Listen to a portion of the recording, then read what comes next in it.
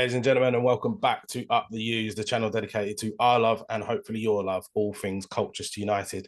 Today, we're going to take a little look at the first two games for Colchester in the 24-25 season in the league against AFC Wimbledon and also last night's Carabao Cup fixture against League One side Reading.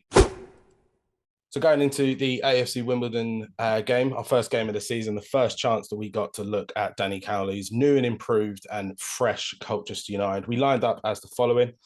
Matt Macy in goal, a back four of Rob Hunt, Ben Goodliff, Tom Flanagan and Ellis and Darlow. I'm going to say midfield two of Jack Payne and Arthur Reed with John Kamani-Gordon on the right, Brad O'Hoven on the left and Tavida and Hopper in the middle.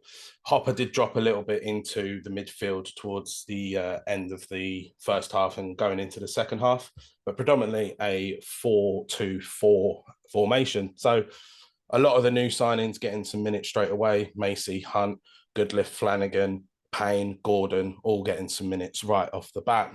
And as we know, started off exactly how we wanted it when Kamani-Gordon goes running down the right-hand side, passes the ball back to Jack Payne, and an absolute beauty of a ball to the back post to Ben Goodliff to make it 1-0 to the U's after the first minute.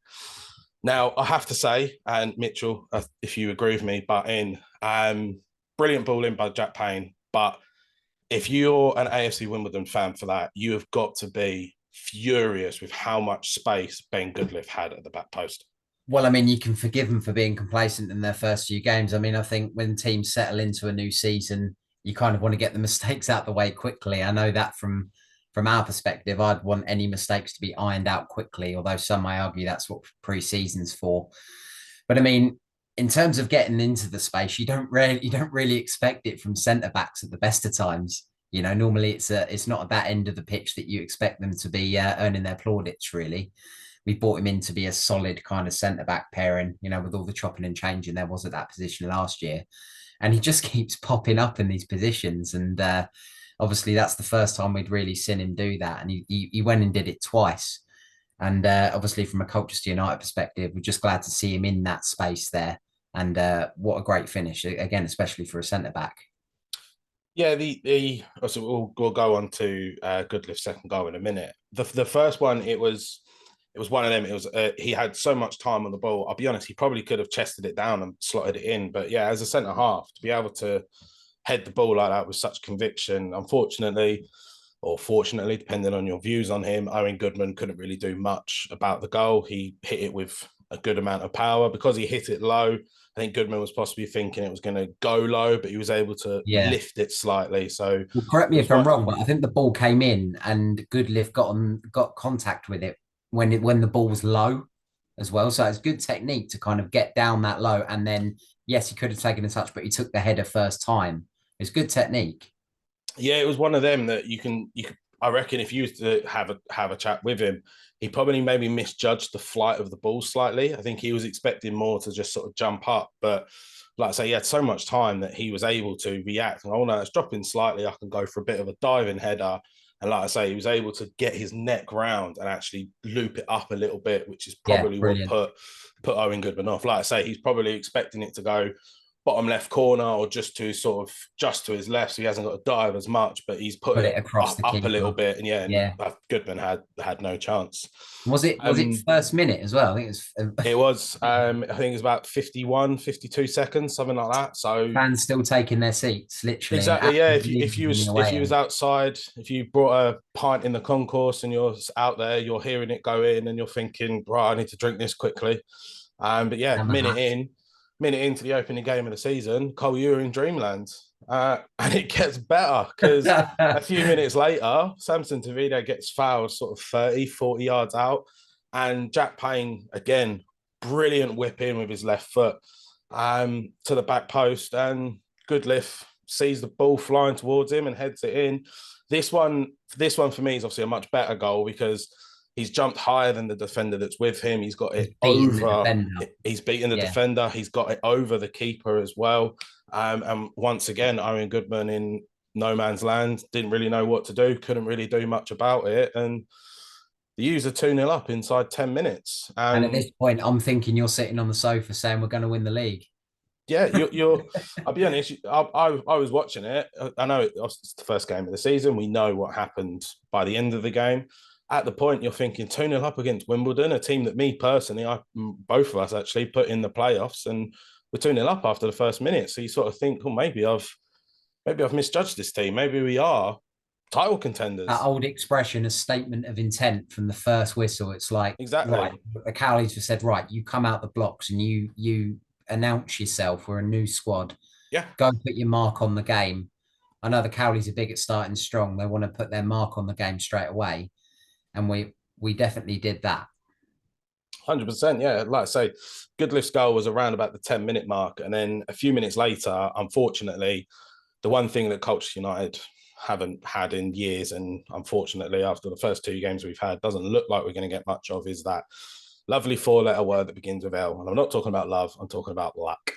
Because on the 13th minute, Wimbledon get on the attack and they have a shot and it deflects off a player's shin. It hits his shin pad and it goes into the bottom corner.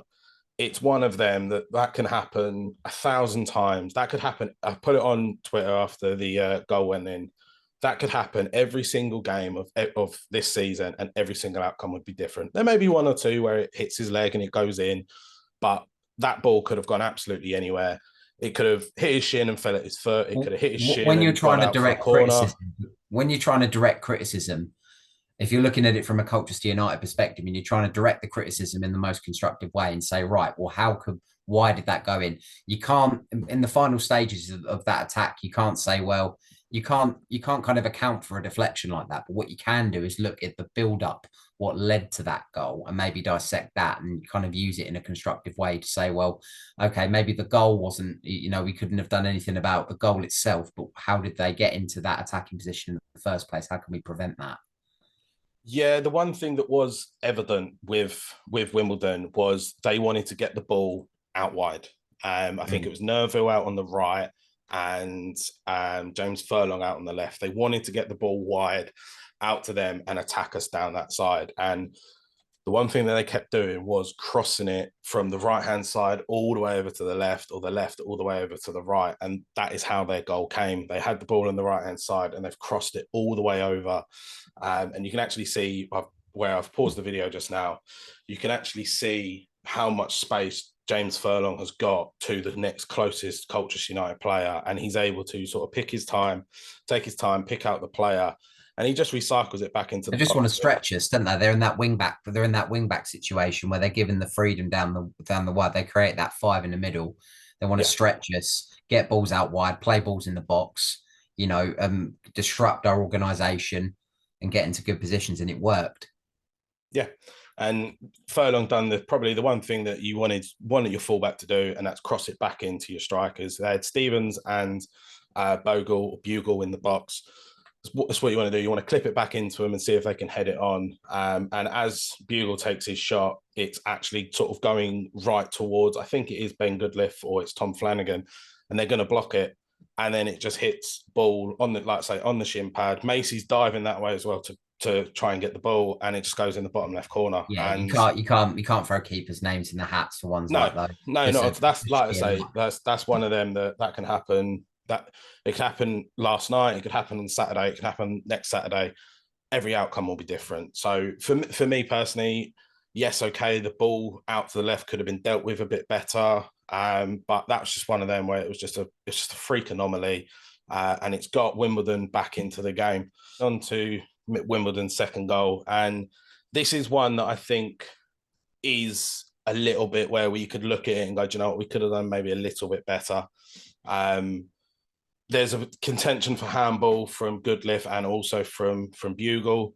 The ball then gets recycled out to Alistair Smith, and you could tell Alistair Smith wanted to score in against us on Saturday.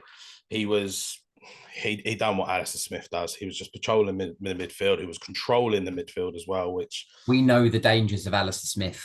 exactly, yeah. And it falls to him on the edge of the box, and he takes a shot. Macy saves it with his leg, but then I feel like we're just a little bit slow to react to where the ball's fallen to. And I have to say, fair play to Reeves.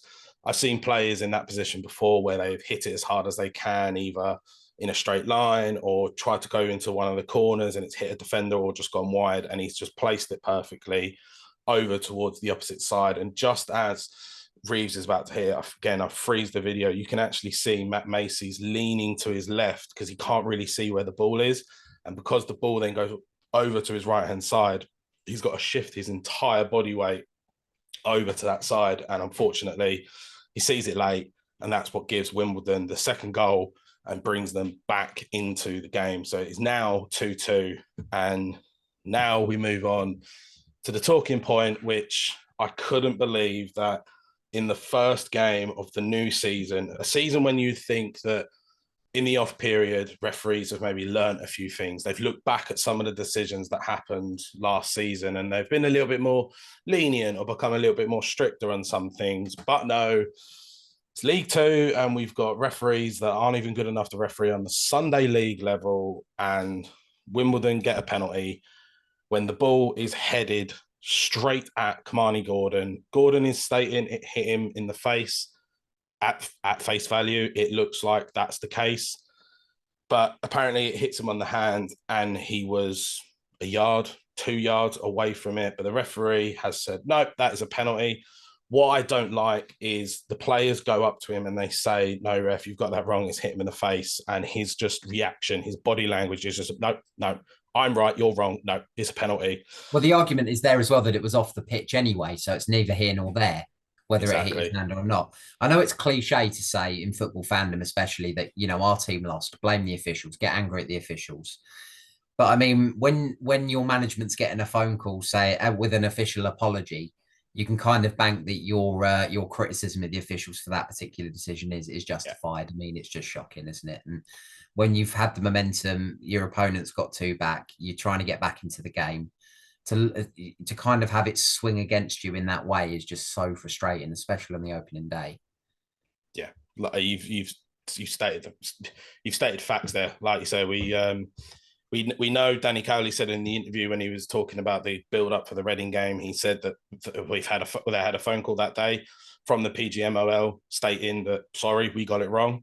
What is more annoying is in the interview after the game, you heard Danny Cowley say that Howard Webb came into every single club, sat down with them and said, what we're going to do is we're going to be more stricter on pushing in the box. Well, there was a claim that Colchester could have had maybe 1 or 2 penalties for that in themselves. Yes, okay, there was also a claim that there could have maybe been 1 or 2 penalties given against us for that.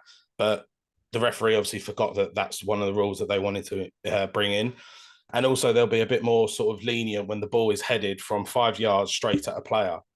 That is literally what happened here. And like I say, what I don't like... Rule across leagues, the handball rule across leagues, it's chopped and changed so much every year that I don't even think the officials know what the rule. I mean, they can't. No. It's so open to speculation and so open to kind of the referees feeling on the day that nobody in the footballing world can seem to keep up with what the rule actually is. Yeah. First, it's, you know, if it's affecting play, then it's, you know, if the ball's moved away from the body, then it's something to do with intent. It's just ridiculous. There needs to be a standardized rule that they stop chopping and changing. So mainly people can follow it properly as well, because nobody really knows what the rule is at any given time. Like you say, there's been times where it's been, was the ball in the arm in a natural position? I've seen ones before where a player's gone to do a cross, the player's arms are down by his side, which to me, that's a natural position because that's how everyone walks. He's hit his hand and the rest gone the other penalty. But then there's been ones where a player's jumped up, put his arms up like this, it's hit him in the hand and the rest gone, no, that's not a penalty. And you're like, who walks around like this, like a robot? Everyone walks around with their arms by their side. So like there's always going to be an element of kind of, there's always going to be an element of letting the ref decide whether it's a handball or not, because there's very rarely intent with handballs. You're not very often going to get a player who purposely handles the ball because they know the consequences for that. So I can kind of understand the argument for natural position, because that's the next natural thing you'd look at. Right, if there's never going to be intent, then how do we give a handball? Okay, his hands are in the air. Fair enough, it's hit him on the hand as the ball's come in. But there needs to be a more kind of concrete rule in place to say, well, if his hand's above his waist, if it's out by his side, if it's above his head, there needs to be legislation in place basically that says, right, what is an unnatural position? You know, Yeah. because it's leaving it up to the refs too often to speculate, and it's just not. You need consistency. Yeah. Yeah. I've when I was younger, I was sort of like probably 10, 11 years ago, I actually trained to become a football referee. And the penalty rule was one of them that, well, to be honest, every rule, the one thing that we got taught when we was refereeing was that there's two parts of refereeing. There is you're going to referee by the rules of the game, and then you'll referee by common sense. So you go by the whatever the rule of the game is. I'll see if I can find what the actual official handball rule is, and I'll put it on screen now. But if it is a case of you got to think of the ball is it in a natural position? Well, hands up by your head, no, that isn't the case. But when you jump, your hands do naturally go above your head. So technically, when because he's jumped, they are in a natural That's position. the argument for balance, isn't it? I mean, what is a Yes, natural but position when but you're then jumping that people high? people yeah, people will take artistic liberty and then sort of say, oh, but I always jump like this sort of thing. And it was what, and that's where they said you ref by the rule book and then you ref by common sense. And unfortunately, like a lot of people with their jobs as well, common sense is what a lot of people lack nowadays. But yeah, for me, it's another one. I think last year we had 3 or 4 incidences where referees came to us and apologized, whether it was a letter or a phone call.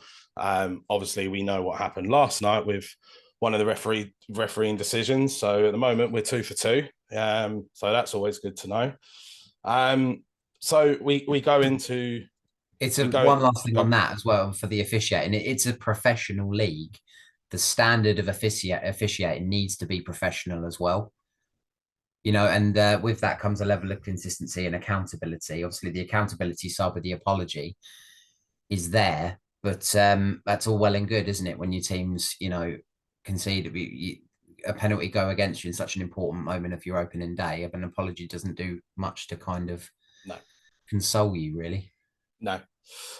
So yeah, the U's find themselves in the opening day fixture at half time, 3-2 down after leading 2-0 in the first 10 minutes. But second 45 to go, and everything can change. We can bring it back and we can possibly get back into this game. Unfortunately, that's not really what happened, was it? 54 on the 54th minute, Wimbledon get their fourth. And me, like I wasn't unfortunately, well, we both unfortunately weren't able to make it to the Wimbledon game due to prior engagements.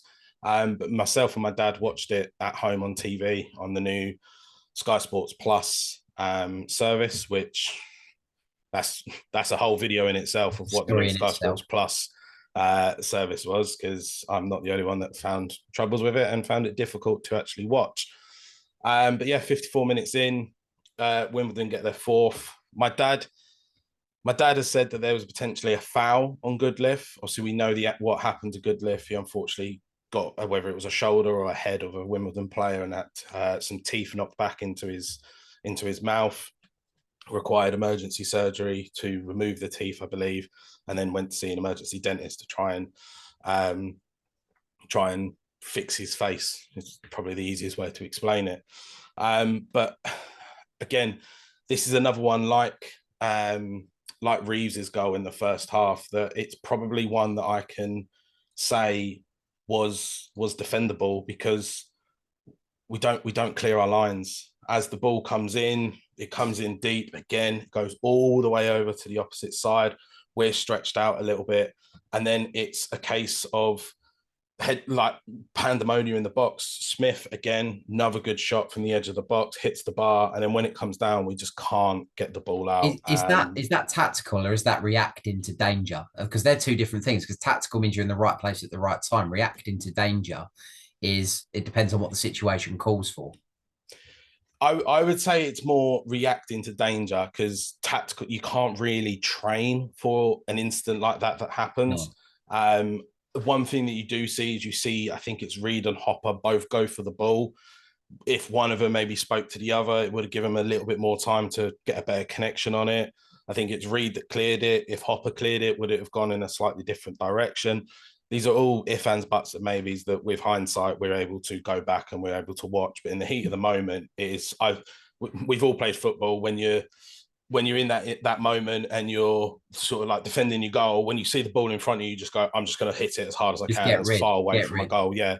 And sometimes you do absolutely shank it and it spins in the air a yard in front of you, it goes straight up in the air, or it goes 50 yards away and then you can clear your lines. But it's one of them that I think it's more of a reaction, because it's not really something that you can, like say, you can train for and you can try and eke out in training and bits and pieces like that. So yeah, I just want it's to add just there as well. I mean, yeah, for me, there's no question of a foul on Goodliff as well. It was just one of those where it was unfortunate.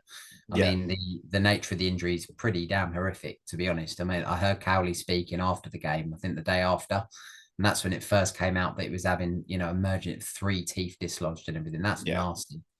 Yeah, But like I say, obviously we weren't at the game, but watching it on the stream, they never cut to him. They cut to it at one point where obviously all the physios were around him, and then we were actually sitting there and we were like, "That's why is Danny Cowley there?" And then we sort of realised this has obviously got to be quite serious. And then yeah, Cowley said in his interview after that they wanted to just get people around him, just to calm him down, reassure him, and make sure he'll be okay.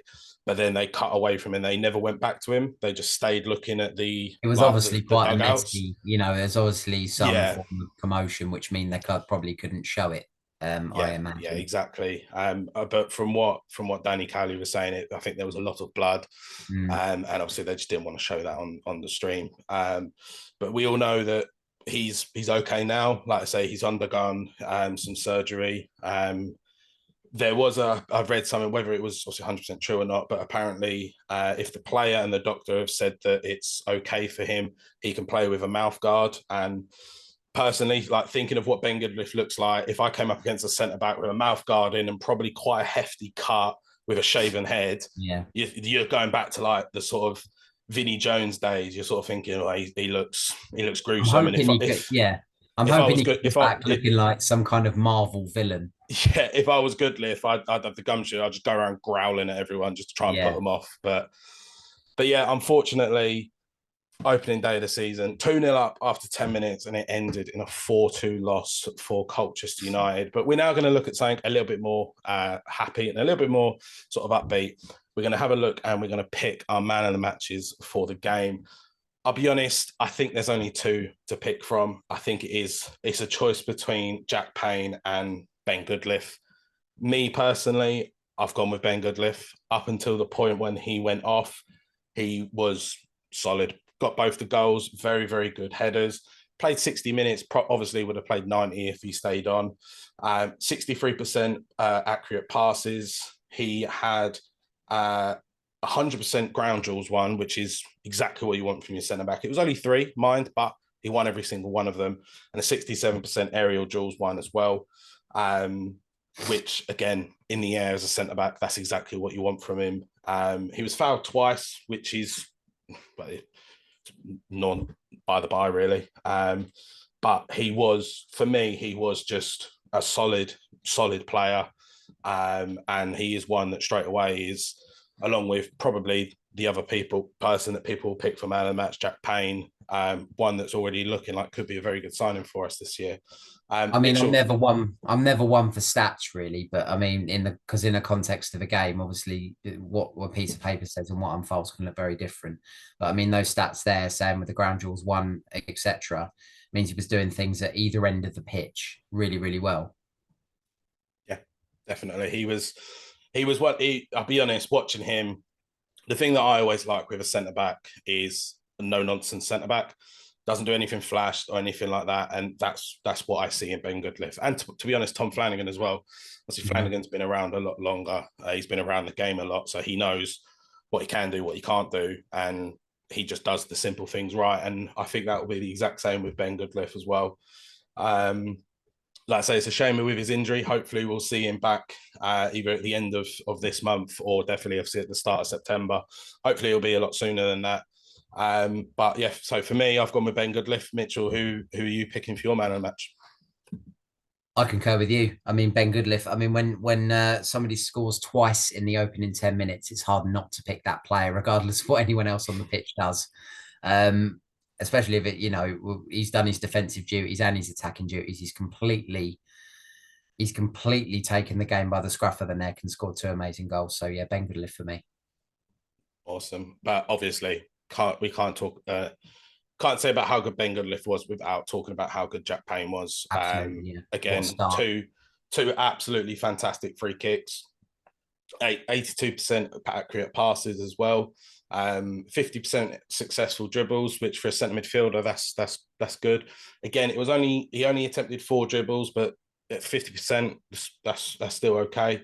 But all in all, and ground duels won as well, 63%. He's a small player, but he's got a bit about him. He can hold the ball up, he can hold players off. And also defensively, he had 4 recoveries and he had 3 defensive actions as well, which means he was involved in a defensive like clearance or involved in the defense somehow. So yeah, Jack Payne and Ben Goodliff, both of them absolutely fantastic. Start, man.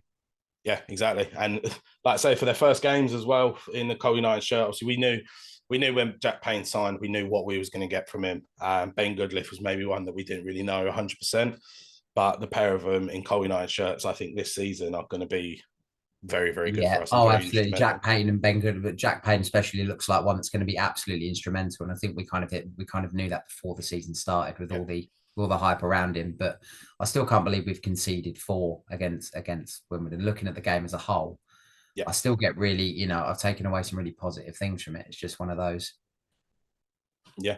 Also, I want to say as well, honourable mentions to Owara Edwards. He was very, very good when he came on, and also Kamani Gordon out on that wing. He was an absolute nuisance for Wimbledon all game. Again, Gordon, another one, really exciting to see what he can do this season. But that concludes our game against AFC Wimbledon. We will now move on to the Carabao Cup fixture against Reading. Our first game in the Carabao Cup this season, we were facing League One side Reading. And now taking a look at how the U's set up for this game, there's 5 changes to the side that played in the league against AFC Wimbledon. Matt Macy stays in between the sticks, a slightly altered back line of Ian Darlow, Kelleher, and Rob Hunt, with Alex Woodyard sitting just in front of them, with Manny Egbo, Jack Payne, Bishop, and Owara Edwards in the midfield, and then Samson Tavide and Tom Hopper up front. Against Wimbledon, we were slightly confused because we were looking at it thinking we've got 3 strikers on the pitch, but we've got 2 midfielders, so trying to work out what position, what formation, we're playing. It's very similar this time around. We had 3 fullbacks on the pitch, and we're trying to work out what sort of formation we was playing. There was slight times where we was playing a back 4, and Rob Hunt was playing centre back with Kelleher, but I think it was more a sort of 3 at the back, 4 at the back, sort of fluid, loose sort of formation. And again, Cole United are in absolute dreamland. And we saw it a little bit towards the end of last season where inside the first sort of 5 minutes, we were attacking really, really well. And we actually got a few goals last season early on. And 3 minutes in, the absolute wand of a left foot from Jack Payne, once again from a corner, whips the ball in. And Super Tom Hopper is there at the front post and gives Colchester United if I'm honest, looking at the first half performance, a well-deserved 1-0 lead. Early goals might be a thing for us this season. Yeah, exactly. Early goals, that's really what you want to do. Is you want to score early because you want to sort of set the tempo. But then the problem is if you score early, you've then got the rest of the game where you could either sit back and hold a 1-0 lead, or you got to pick the right time to then get forward. And if I'm honest, we sort of done both really against Reading. We knew, I think every Col U fan knew Reading were going to come into this with a slightly changed team. And there was a few changes to their squad, I believe. There were still a few very, very good players, and probably some players are actually going to play at the weekend for Reading and probably played in their first game. And like I say, in the first half, in my opinion, and I think a lot of Colchester United fans' opinions, we were the better team. We were the better side. Absolutely, without a question. We looked a lot stronger. The thing that was quite nice is we looked regimented. Every player knew what their role was, what they needed to do, and they stuck to it. I have to say, very, very impressed. Again, we were able to see a few more of the newer players that we maybe didn't get to see in the first game. Obviously, Alex Woodyard being one of them. And me personally, I think Alex Woodyard was phenomenal. I think he was he was exactly what we've been missing last season. Just that player to play in that sort of midfield and just run around and just float around. And I actually said to a friend of mine at work today that the way he played reminded me of a mixture of N'Golo Kante and Roy Keane. And by that, I mean, when he's sort of always a sort of 10, 15 yards, 5 yards away from the ball. And as soon as a player receives the ball and he has no idea where Woodyard is, he's straight in there. And when he goes in for a tackle, that's Oh, the sort of Roy Keane bit about him. He goes in hard. absolute monster when he's chasing the ball down. Yeah, and there was an incident in the second Relentless. half where he had the ball, he was being chased down by 3 or 4 players, he lost it, and he was so angry, and he just got straight back, and you could see he was going to get that ball back. He's very aggressive with his ball retention, very, very purposeful, and he knows that, he's got that freedom in the middle of the pitch to go and win that ball back. Yeah. What was nice as well is if we could have a sort of midfield three, say of Jack Payne, Alex Woodyard, Arthur Reed. Woodyard will be the one where he'll say to Payne, he'll say to Reed, look, you boys get forward. Yeah. I can chill. Like you need to get back, but you don't need to get back straight away. I can just chill it out. I He'll can just wave control Reed it. forward. Let him Yeah. do his thing. Let him obviously Reed is incredible on the ball, creating opportunities. Let Woodyard, sit back there, mop up essentially in front of the front of the centre halves, Yeah. chase the ball down. If they hit us on the counter, if it comes in that area of the pitch, Woodyard's going to run it down. Yeah, I'll be honest, Alex Woodyard, I can see him this season. I can see him getting at least 2 red cards. I can see him getting multiple, missing a few games through suspension for multiple yellow cards. And I'll be honest, I think every single time the red cards will just be last ditch challenges and just like team challenges sort of thing Well, he, where he conceded the free kick, didn't he? Which ultimately we'll talk about in a bit, but led to the goal. He challenges well, and he's an aggressive presser, and he wins the ball back. But from the looks of it, he is prone to misjudge sometimes on his tackles. yeah, I think that could be age related. He's 31 years old. That could be sort of maybe obviously not maybe as sharp as what he probably used to be. But I can see Woodyard like when we play against a team and they're breaking and they're like 1-on-1, I can see Woodyard just being the type of player to come in, just take the player out, not even look at the ref, know he's being sent off and just go. The And tactical foul.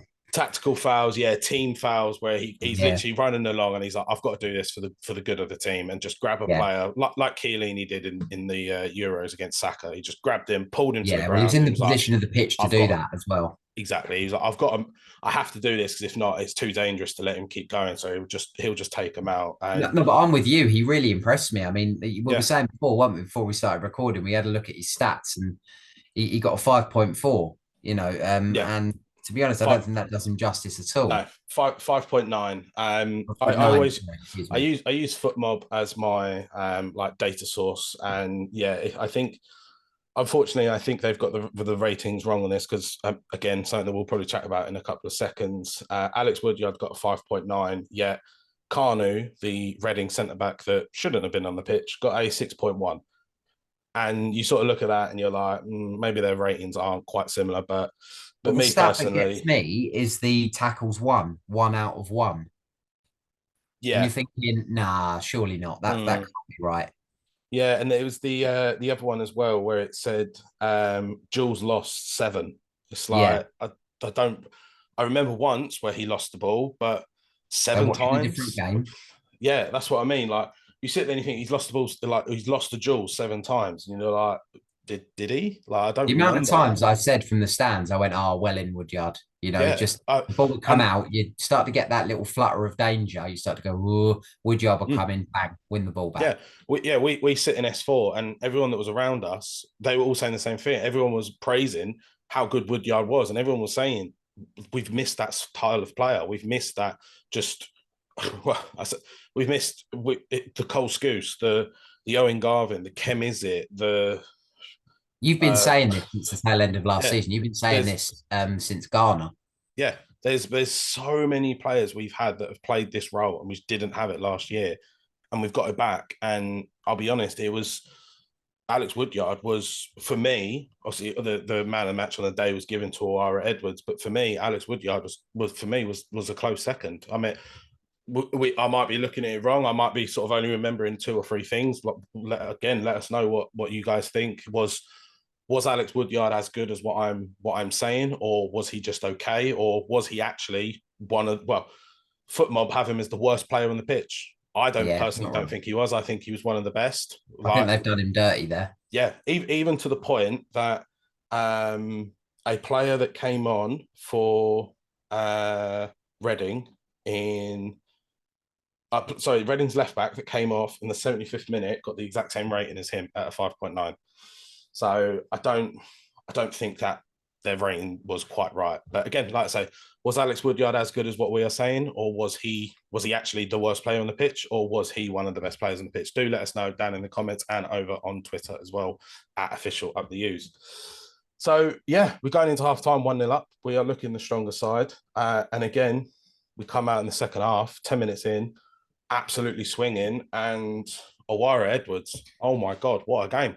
What a game he had Yeah, out on that I wing. He was was, I was really looking forward to seeing Edwards because last year, because of his injury, I really didn't get to see a lot of him. mhm. And it was really, really good. He's so fast, direct. He had a great first touch. It was great, the first touch, which led to the obviously winning the penalty for the goal as well. Really, really good to see him play and really, really impressed with his performance all day. It was an absolute nuisance for Reading down that side. Yeah, well, Awara Edwards, obviously, he's in the second spell at Colchester United. The first spell, this is what we got out of him. Right. I'll be honest, he was a player that was too good for us. He then left us, and then he went on to, let me just get his career path up just a It's made me second. want to see a lot more of him after yesterday, that's for sure. Yeah, so we in January 2022, he came on loan to us, 13 games and 3 goals. He came on loan to us from Bristol City, and then Bristol City sent him on loan to Ross County. And at Ross County, 36 games, 5 goals, and also he's now come back to us. And like I say, the Awara Edwards we saw last night was the Awara Edwards we had a couple of years ago on loan from Bristol City. Yeah. I think if we can have Awara Edwards playing like that week in, week out, if he can stay injury free, and we've got Kamani Gordon playing how he played against Wimbledon at the weekend on the opposite wing, it then begs the point for where does Harry Anderson fit into this sort of Well, team? we were And talking about it's this yesterday, weren't we? I mean, I think I said to you after the game yesterday with Harry Anderson, the question of Harry Anderson after how Edwards played and everything, and how he fits in the team. I think he signed on the premise that he would be starting. I mean, that's just my assumption. Obviously, he was with us last season. He's instrumental in our success and staying. I say success. I mean success in staying up. I think he as a player would want to be starting most games. And I think the Cowleys would have signed him under that promise. But I mean, if Edwards is playing like that, and we're, it would struggle to get in based on last night's performance. I agree. I agree. Like I say, yeah, Awara Edwards was very good. Yeah, Harry Anderson's come in. Um, I know back in the day, shirt numbers sort of meant something. Nowadays, shirt numbers don't really mean much. I mean, look at some of the lads that are playing in the Premier League. They have, well, you're a Liverpool fan. Trent Alexander-Arnold, one of the best right backs probably in the 66. world, and he's number 66. Like, numbers don't really mean much. But Awara Edwards changed his number from a sort of like first team number to It's an academy 21. thing, isn't it? Normally, Yeah, or they normally, carry it yeah, over. It's their number yeah, they started with, and it's a lucky number because of that, and it's what they yeah. broke through with. Obviously, Harry Anderson last season was number 17. He's then signed permanently, and he's then become number 7. So you could look into that, thinking he would be the starting winger. Wire Edwards would be the backup. Kamani Gordon's number 11, so he'd be the other starting winger. But I don't think numbers really mean much now. But yeah, I think if against MK Dons, if Edwards, if Kamani Gordon, if Anderson are all fit, I think it is a bit of a, especially with how we played against Wimbledon with Brad Hoven out on the left. You've then got him to throw into the mix, and against he was another one we didn't really mention against Wimbledon. Had a very good game as a left winger, even though he's a 6'3" target man striker in my Yeah. opinion, and he played out on the left But wing and he done a good job. So for a club like us, we champion the youth and the young talent, and we pride ourselves yeah, in our academy as well. And yeah, as a manager like Danny Cowley, I don't think he would overlook a previous performance, warranty, being rewarded with a start for the next game. And I think yeah. looking at how Edwards played and how influential he was in the first half, I think that, if the question's being asked, I think he should get rewarded with a start in the league. Yeah. So there we go. Another question to you. If you have Harry Anderson, John Kamani Gordon and Awara Edwards all available. What two? And we're playing a 4-3-3. What two are you starting as your wingers? Again, let us know down in the comments and let us know over on Twitter at official up the U's. So yeah, Jack Payne. I can't believe I didn't actually realise it, but again, we're talking about Jack Payne and his left foot.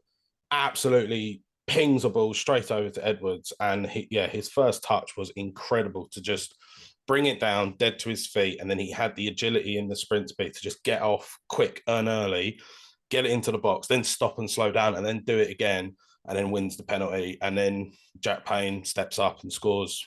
Oh, I imagine it's probably going to be his first of a few goals this season. And we had him down as top assists for the season. We can probably add a few goals to that as well. You had him down as top assist. I already 2 games in, I'm thinking that I have got that horribly wrong. I mean, he's sitting on, in all competitions, he's sitting on 3 assists and a goal, and Arthur Reed sitting on 0. He's looking like our set piece specialist. I mean, we probably would have hinted at his set piece quality, but I mean, every time he crosses a ball in, it looks like someone's getting on the end of it. Yeah, I thought maybe Arthur Reed was going to be on the corners. I thought Jack Payne will take the free kicks and the deep free kicks. I thought Reed would get the corners, but I'll be honest, at the moment, yeah, Jack Payne, any free kick we get, just give it to Jack Payne, because I think he'll either, well, any deep corner where he can whip it in, give it to Jack Payne. Obviously, we're still yet to see him from the edge of the box, seeing what his free kicks are like there. But looking at any question of that quality in the final third, not being able to quite make it in that final stages of the attacking play, give it to Jack Payne. Puts the ball on a sixpence, as they say. And quality like that, where you can just cross the ball like that and assist like that. It's gonna open up so many options for us and mean that we can, score opportunities that we wouldn't have otherwise. Yeah. I think if you used to play hide and seek with Jack Payne, he'd pick you out with his left foot. He is an absolute menace. He is an absolute menace. But yeah, the U's, we're 2-0 up. Come on. Then unfortunately it sort and of the crowd let them know it as well. The Reading fans, I think they lived up to the name of their club, and they were all sitting in the stand and reading a book because they were as silent. S1 was singing, we forgot that you were here. Exactly.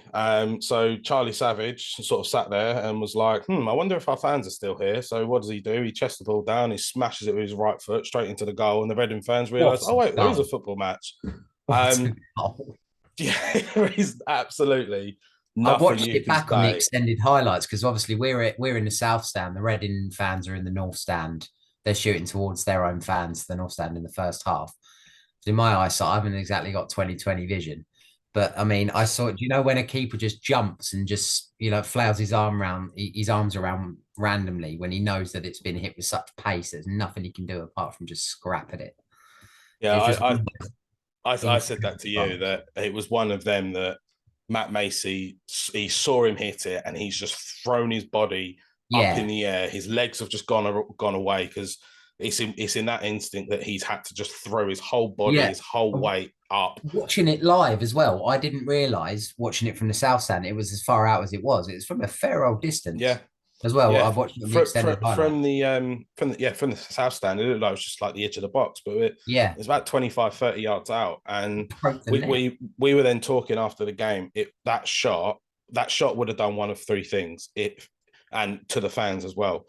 If that had sailed over the bar, the fans would have been even more annoyed, and they probably would have got on the Reading fans' back, and we might have even got another goal, or Reading would have just capitulated, or it was going in, and that was going to give them the confidence to get back in. Matt Macey was going to make a wonder save, and that would have given the fans a bit of sort of something to play for, or it would have hit the bar. Unfortunately, it went in, and it spurred the fans on. Yeah. And then only a few minutes later, Reading get a free kick on the edge of the box, and again, this is something that I noticed it at the game. Matt Macey was standing there and he was organising his wall, and he was all the way over on his right-hand side at his post, like literally next to his post, getting the wall exactly where he wanted him, telling the wall where he wanted it to go. When you actually watch it back, because we sat there. It takes longer than expected. You can see him getting frustrated, and the players in the wall turning around and saying, "What do you want?" And they're trying desperately, moving left and right. Yeah, like we sat there, didn't we? And we said that Macy is put on Twitter as well. Macy is furious, and at the time I Yeah, was thinking, has he like put someone where the ball went and they've moved out the way, I looked at or this have because they I remember lifted you their saying leg? it. Yeah, When you watch it, Matt Macy's on his post and he's telling the wall what he wants to do, and everyone in the wall are just like they're getting play. They're going like, well, "No, you come over and you mark this man. You then come here." No one's listening to Macy. The for thing, me, yeah, Woodyard on that. Do you know that left hand side of the wall mm-hmm, where it's where Woodyard is standing, yeah, and it's at the left hand post where Macy's covering his right hand post. It's at the far post from the free kick, and Woodyard, just as the free kick's taken, Woodyard, the last man on the end of the wall, breaks off to come across, and I think that creates a bit of space when he yeah. breaks off the end of the wall. There was a slight gap in the wall, and there was a Reading player standing there, and his role probably was to stand in the way, and then as the free kick, have a player next to him. Then as the player, I think it's Charlie Wing, comes up to the ball, he just steps to the side, takes the player away from him, and then creates the gap. The point that I was alluding to, when you actually watch it back again, we'll freeze it as the referee blows the whistle. Normally, what you're meant to do, again, as where I was trained to be a referee, is you have the rule book and you have common sense. The ruling on the free kick is when you are ready, you blow the whistle. But then the common sense is you make sure everyone else is ready. Matt Macy is still over on the right hand side by his post, telling the wall where to go, and the ref blows the whistle. And it's like, Well, the well, referee called up multiple quick free kicks. yeah, So why yeah, doesn't he use the same logic? exactly. So surely the ref's got to stand there. He's got to, right. The player's ready. I'm ready. Oh, the goalkeeper's still on the line sorting his thing out. Right. I'll give him a couple of seconds. It's a I'll then set stop. piece. People need to Yeah, be set. exactly. But it's, yeah, you've just put it on the head. It's a set piece. Everyone needs to be set. Yes, okay, it's a attacking set piece. So maybe the ref's gone right. The attacking team are ready. I'm ready. If their defending team aren't ready, that's on them. That's what advantage is But for. then that's where surely the common sense comes into play, and you've got to sort of Continue think play for the attacking you've got team's to sort of benefit. think, oh, hang on a minute, the other team isn't ready. Let me wait for them. But Yeah. but but I've explained this. If that was the other way around, we took the free kick early, it went in, and the ref pulled it back. I'd be like, oh, hang on a minute, no, we were ready, you were ready. It's not my fault they're not ready. But It just did seem just a like a little, simple finish as well, because he did yeah, just kind of roll it in, and you did think immediately, if we were set right, then he would have had to go over the wall instead of playing it round. And obviously, yeah, Macy, there's a whole different ball game. Then Macy gets to it, or he has time to yeah. come across. Yeah, unfortunately, it goes through the wall. It goes into the bottom left, into Matt Macy's bottom left corner. Macy comes sprinting out. He's furious. He's shouting at Egbo. He's shouting at everyone in the wall. But it's okay, Matt. You can be angry because you made up for it in the penalty shootout. Um, Two but goal leads flip again, but I mean that Savage goal was just unsafe. You can't do anything about them. the Savage Just goal like as we was, discussed with the Wimbledon deflections and things, there's some things you just can't. We've conceded a few goals in these first two games, which you just have to hold your hands up and say you can't do anything about that. yeah, yeah, 100%.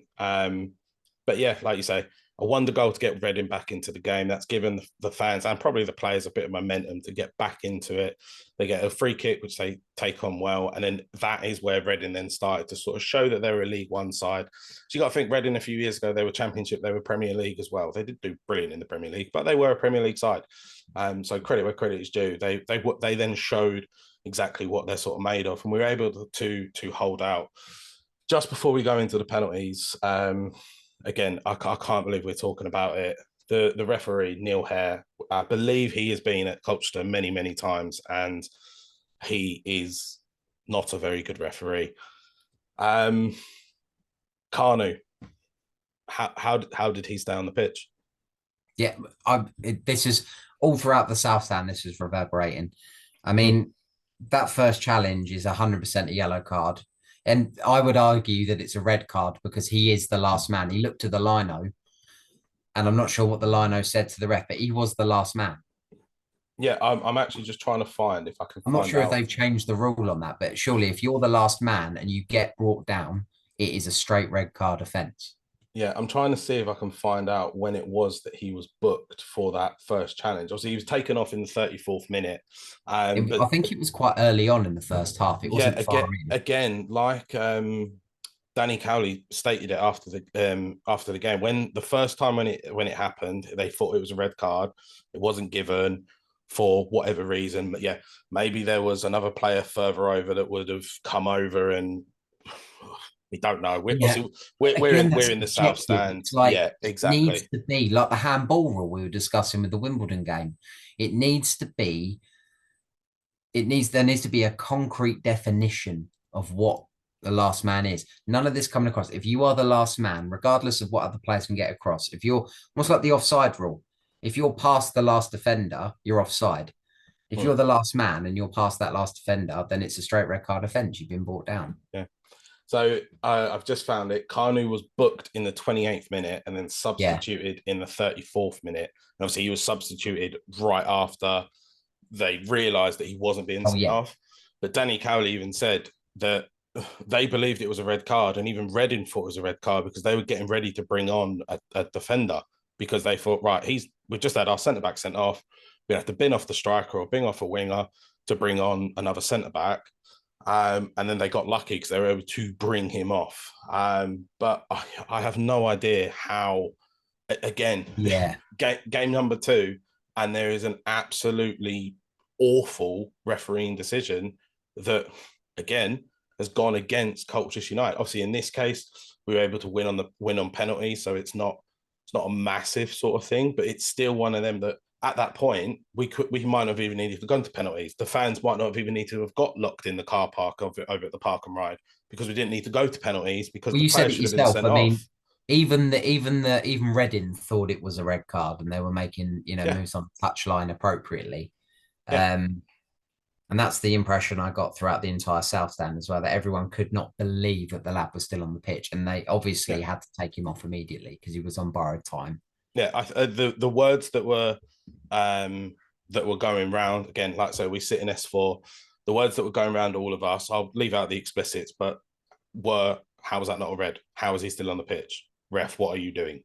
Like, and again, there was times in the game where players would go up to the referee to like would give it, say like a decision went against them, and they'd want to say to him, "No, ref, this is what," and he was like, "No, my decision is final." Like the referees in this league have, it seems like they have such a big ego that they're saying, "No, my decision is final. I'm correct. You are wrong," and it's like Just just like the JK, again, just like the JK yeah, decision, handball in the Wimbledon game, it wasn't just the fact that it was an awful decision, it was at such a vital part of the game when they've just scored the equalizer, and you're like, we're trying to get back into this game.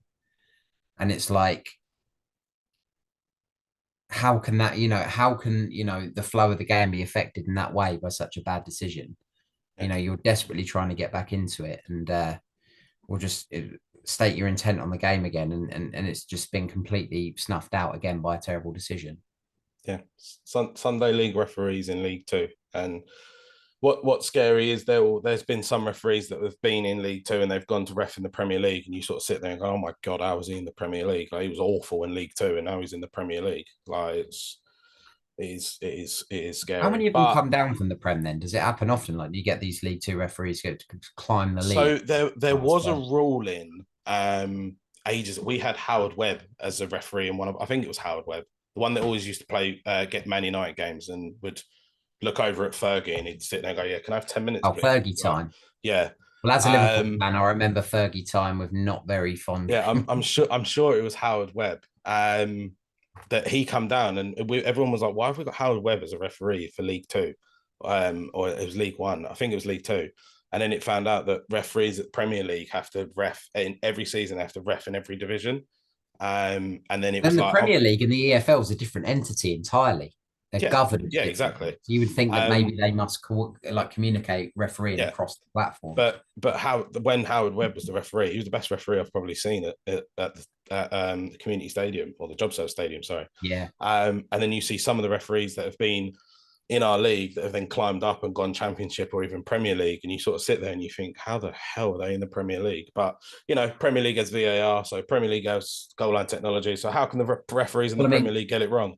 we are moaning a bit, but I have to admit, I mean, I've been following the U's with you since the start of last season now, and the amount of times I've walked out of the JCS after a close defeat or a draw or whatever it might be, and thinking, if only we had a referee that was competent enough to actually do his job properly. And I know we're going on a bit about it, and it may sound like to rival fans that we're just, blame shit, just blaming the officials.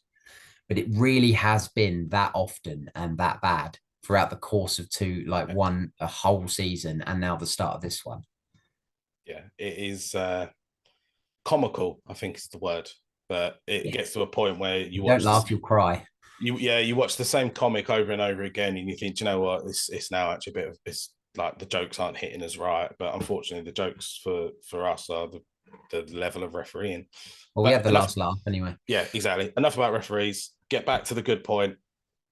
Last night, as we are recording this on Wednesday, the 14th. Last night, Colchester United scored 5 penalties. Last season, we didn't score any. I don't have a history of I've not been following long. I haven't seen Colchester take many. I've never seen a penalty shootout. I've seen Colchester take the penalty during the 90 minutes. They don't normally end well. Nope. But you were like, you couldn't believe what you were seeing. I know. It was for us to score 1. Wow. Okay, the curse is gone. Score 5. Awesome. But talking about just before we go on to the penalties, I just want to say Frankie Terry, Milton Oney getting their first sort of minutes. I think Terry's featured a couple of times off the bench, but getting some good minutes under their belt, especially youngster Milton Oney. Obviously, we'll talk about the penalty shootout in a minute, but congratulations to the pair of them on getting some minutes in a Col United shirt. And I don't think that's going to be the last the pair of them, especially Frankie Terry, is going to get this season. But yeah, I put it as my match day my review, as I do as soon as the final whistle goes. I start to write out my thoughts on the end of the game, and the penalties. I said it, only one word to describe it: confident. Every single person that stepped up to take that penalty, whether it was young Milton Oney or, well, to be honest, Milton Oney, Arthur Reed, Jake Gordon and Brad Hovin, they're not young. They're not old players, sorry. They are young players. Obviously, Arthur Reed's the oldest, but I think he's only like 23, 24. It's a young squad. Every single one of them, they put the ball down and they hit it well. There was no chips. There was no stuttered run-ups or anything like that. Yes, there was the sort of, I'll start in the middle and then I'll jump to the left and stuff like that. But there was no, I'm going to stop and I'm going to pretend I'm Neymar or I'm Haaland or someone like that. It's the mind game, isn't it? Because every professional footballer can score from 6 yards. Everyone knows that. It's exactly. And we said actually before the penalty shootout, we weren't really, really desperate for the penalties to be taken at the Colchester end because we wanted to see it up and close. Obviously, we wanted to see it in front of us. But we'd noticed that Matt Macy during the game as well, when the Reading fans piped up after they'd scored, was getting a bit of abuse from the Reading fans, and he kept kicking the ball off from goal kicks off for throw-ons. And we thought that they'd got in his head a bit. So I was thinking, it's now been taken at the Reading end. Maybe they've, it's never good having penalties in front of the opposition fans anyway, because they give it the whole waving and everything else. Yeah. But I thought Matt Macy was a bit rumbled by it. Yeah, we said, didn't we? After the free kick went in, it seemed like Macy, his like concentration levels maybe dropped a little bit. Like you say, his goal kicks were all going wide. His drop kicks weren't sort of hitting exactly where the first half they were spot on. His distribution was perfect. The balls were going over the top. Brilliant. After that free kick went in, you could see it affected him a little bit. And the fans, we do it to opposition keepers. You 100%. Do. You try and put them off, and everything else. But I got the impression that they did get in his head a little bit. Yeah, definitely. I even said to you, didn't I? I went, if we get the toss and it's at our end, that will help Macy because he's coming into our fans and they're going to back him. It would have been lovely. Obviously, Matt Macy, 2 absolutely fantastic saves. If that was at the home end, that would have been brilliant for him. In hindsight, you wouldn't change a thing. Obviously, that might have contributed in other ways to how we won it. But no, not at all. But yeah, Colchester come out on the night, all 4 penalties taken, all 4 of them distributed, and perfect goals. Kamani Gordon's was a little bit. Like the one that was parried into the side netting. Yeah, that was the one where as he hit it, all the fans sort of went, thank God for that. It was one especially from a distance. You're looking at it, you see it, you see it hit the glove, and you're like, oh my God. Yeah, you sort of see it slow down a bit, and then you just see Yeah, it kick up, and then in the goal, and you sort only of for a split your second. heart drops, and then you just sort of relax a little bit because it goes Yeah, in. But no, all penalties absolutely fantastic. And Milton Oney, like I say, we just said about him, congratulating him on getting some minutes, and actually to with some senior players in the team as well to. And from what Danny Cowley said, went up to Danny and said, "Can I take a penalty?" With the confidence in his first game inside the JCS in front of the fans, and he's gone, "I'll take one," and he distributed it perfectly, slotted it yeah, straight in the corner, and perfect. So yeah, pick that out. congratulations. Yeah, exactly. Congratulations to Oni on your penalty goal, and I look forward to seeing what else he can bring. So we are in to the second round of the Carabao Cup. So just before we leave, we'll take a look at our next game at the weekend against Milton Keynes Dons. The last time that we played MK at home, it was actually your first game, Mitchell. It was a 3-2 defeat. Prior to that, we actually beat them 2-0 in 2019 when Sammy Smolix and Frankie Kent scored. MK Dons are a team that a lot of people have picked to win the league this year. Didn't get a great start of the season. Obviously, lost 2-1 to Bradford. Just lost 5-0 to Watford. But apparently, I got it wrong. I thought it was a fairly strong side, but MK fans have corrected me and said it was actually there was 8 changes and it was a second string side. So yeah, MK come to the JCS. When you look at the head-to-head, we've won 3 games. There's been 2 draws, and Milton Keynes have won 9, but that's across sort of both fixtures. What are you going into this game, Mitchell? What are you thinking? Well, obviously, I tipped MK to be in that automatic promotion spot. It's going to be a really, really tough game. Milton Keynes seems to be a bit of a thing for me. It's like you said, it's my first game at the JCS, and then it was my only away day so far. Hopefully, away day again this year. But that result against Bradford was the one on the opening day that I made me recall a bit and think, wow, that was unexpected. I think I had Bradford in the playoffs as well, which you tipped them just outside. So kudos to Bradford for that result. But with how Jack Payne's playing, and the strengths that I've seen in the opening couple of games, I think that we can go to anyone in the league at the moment and cause upset. To be honest, with the quality that we've got, I'm never going to write Colchester off. But yeah, we'd go there, probably be happy with the point. They come to us, sorry, probably be happy with the point. Although at home, you'd like to kind of carry on the momentum after that, feel good of the penalty win against Reading. You want to kind of carry on and get the 3 points at home, spur us on in the league. Yeah, I think it was something that obviously Colchester fans were saying about the opening game. I don't think you can really look into the opening game too much. When you look at last season, Sutton beat Notts County, Sutton got relegated, Wrexham lost, got promoted, Stockport lost, got promoted, and As that 15 years, awful stat, as that yeah, awful stat for us.